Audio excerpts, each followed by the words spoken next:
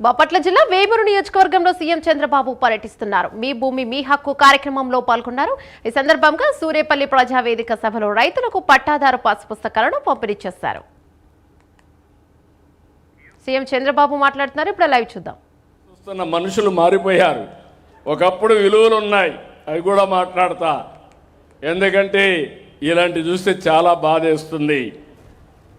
అందుకే కలెక్టర్గా విజ్ఞప్తి చెప్తున్నాను, విభేదాలుండే గ్రామాలు ఐడెంటిఫై చేయండి. 4 విజిట్స్ అనే ఒక కార్యక్రమం పెట్టారు నెల్లూరులో, చాలా సక్సెస్ అవుతా ఉంది. ఫస్ట్ విజిట్ పోయి వాళ్ళని అర్థం చేసుకోవడం, హితవు పలకడం, రెండోసారి మూడోసారి వెళ్ళడం, ఆ ఊరిలో ఉండే పెద్దలను కూడా కూర్చొని పెట్టడం, 4వసారి వరకు చేయగలిగితే 180 సమస్యలు పరిష్కారం అయిపోతున్నాయి. ఎగో ప్రాబ్లమ్స్ వద్దు, మనందరికీ ఎక్కడికక్కడ పట్టుదల వద్దు, బాగుపడే ఆలోచనలు చేద్దాం. అందుకే అందరినీ కోరుతున్నాను, మీరందరూ కూడా చేయాల్సింది ఎట్టి పరిస్థితుల్లో భూ వివాదాలకు స్వస్తి పలకదాం. నేను చేయాల్సింది నేను చేస్తా, మీరు సహకరించవలసింది సహకరిస్తే శాశ్వత పరిష్కారం చేస్తామని చెప్పి కూడా నేను మీకు తెలియజేస్తున్నా. ఇప్పుడే కలెక్టర్ నాకు హామీ ఇచ్చాడు. జిల్లా మొత్తం 22A కిందుండే భూములన్నీ వెరిఫై చేసి 5 వారాల్లో ఈ జిల్లా 22A లేని జిల్లాగా తయారు చేసే బాధ్యత జిల్లా కలెక్టర్ గారు తీసుకున్నారు. ఇది మొట్టమొదటి జిల్లా అవుతుంది. నేను అభినందిస్తున్నా. అది అయిన తర్వాత నేను సర్వే చేసి మీకు అందరికీ పట్టాలు ఇస్తా. అది అయిన తర్వాత మీలో మార్పు రావాలి. అదే మార్పు గొడవలు లేనటువంటి జిల్లాగా తయారు చేసే బాధ్యత మీ అందరిది అని చెప్పి నేను మీకు తెలియజేస్తున్నా. మీకు ఫ్రీగా ఉంటే కొట్లాడుకోకుండా ఇక్కడే నేను ఒకటే మీ అందరికీ హామీ ఇస్తున్నాను, టూరిజం పైన ఎక్కువ ఫోకస్ చేస్తున్నా. Eco tourism, temple tourism, beach టూరిజానికి పోతున్నాం. ఈరోజు నేను సూర్యలంక బీచ్ చూస్తున్నాను. ఆంధ్రప్రదేశ్లోనే కాదు, దేశంలోనే one of the best beach మన బాపట్ల దగ్గర ఉంది.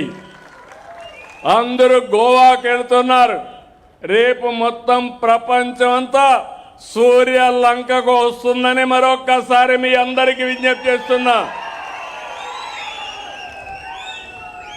క్లీన్ బీచ్ కూడా, సుందరమైన బీచ్. నేను ఎప్పుడో సమైక్య ఆంధ్రప్రదేశ్లో ముఖ్యమంత్రి నాడు ఫుడ్ ఫార్ వర్క్ కింద తీసుకొచ్చి మ్యాంగ్రోవ్ చెట్లేస్తే మొన్న ఆ ఫోటో చూపిస్తే, ఆ ఫోటో చూస్తే నాకు ఎంత ఆనందం అయిందంటే, ఇది మన సూర్యలంకలో ఉందా ఎక్కడుందా అని నేనే ఆలోచించే పరిస్థితి వచ్చాను. అలాంటి బ్యూటిఫికేషన్ ఇక్కడ ఉంది. సూర్యలంక బీచ్ని అభివృద్ధి చేస్తాం. ఇంకో పక్క మీ అందరికీ చెప్తాను, దీనివల్ల ఈ ప్రాంతంలో వ్యవసాయమే కాకుండా టూరిజం అభివృద్ధి అవుతుంది, హోటల్స్ వస్తాయి, అదే మరిగా పర్యాటకులు వస్తారు. దీనివల్ల ఉద్యోగాలు ఎక్కువ వస్తాయి, ఆదాయం పెరిగే పరిస్థితి వస్తుంది. దీన్ని కూడా తీసుకొస్తాం. ఇప్పుడే ఇక్కడ చూస్తే సముద్రం నీళ్ళని ఉపయోగించి సీవీడ్ తయారు చేస్తున్నారు. ఇప్పుడే కలెక్టర్ గారు చూపించారు. ఈ seaweed one of the best seaweed వస్తుందంటే భూమిలో వచ్చే ఆదాయమే కాకుండా సముద్రపు నీరు కూడా ఉపయోగించుకుంటే సీవీడ్ డెవలప్ చేస్తే అదనపు ఆదాయం వచ్చే పరిస్థితి వస్తుంది. నా ఆలోచన ఎంత సమయమైనా మీ అందరికీ ఏం చేయాలి, ఏం చేస్తే మీ ఆదాయం పెరుగుతుంది, ఏం చేస్తే మీ జీవన ప్రమాణాలు పెరుగుతాయని నేను ఆలోచిస్తున్నాను. అందుకే మళ్ళీ చెప్తున్నా, ఈ సముద్రం దానిపైన ఆధారపడిన వారి యొక్క సొంతం. మత్స్యకారులు ఉన్నారు, ఎన్నో సంవత్సరాలుగా సముద్రం పైన ఆధారపడ్డారు. వేటే వాళ్ళ యొక్క ప్రధాన జీవనోపాధి. ఇప్పుడు తమిళనాడు నుంచి కొంతమంది ఇక్కడికి వచ్చే పరిస్థితికి వస్తున్నారు. నేను ఒకటే వాళ్ళకి చెప్తున్నాను, అధికార యంత్రాంగానికి కూడా చెప్తున్నాను, బయట ప్రాంతం నుంచి ఎవరు వచ్చినా ఎట్టి పరిస్థితులు ఉపేక్షించాం, అలో చేయమని మరొక్కసారి వాళ్ళందరికీ హెచ్చరిస్తున్నా. No tolerance, zero tolerance on that. మంత్రులు, ఎమ్మెల్యేలు, ఎంపీలు, ప్రజాప్రతినిధులు మీరు కూడా జాగ్రత్తగా ఉండాలి. మన వాళ్ళకి ఎవరికి కూడా జీవనోపాధికి నష్టం జరగడానికి వీలు లేదు.